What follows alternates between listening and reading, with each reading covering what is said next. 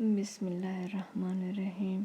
سورہ کاف آیت نمبر 25 سے 31 تک میں اللہ پاک فرماتا ہے، جو مال میں بخل کرنے والا، حد سے بڑھنے والا، شبہ نکالنے والا تھا، جس نے اللہ کے ساتھ اور معبود مقرر کر رکھے تھے، تو اس کو سخت عذاب میں ڈال دو۔ اس کا ساتھی شیطان کہے گا کہ اے ہمارے پروردگار، میں نے اس کو گمراہ نہیں کیا تھا، بلکہ یہ آپ ہی رستے سے دور بھٹکا ہوا تھا۔ اللہ کہے گا کہ ہمارے حضور میں رد و قد نہ کرو، ہم تمہارے پاس پہلے ہی عذاب کی وعید بھیج چکے تھے۔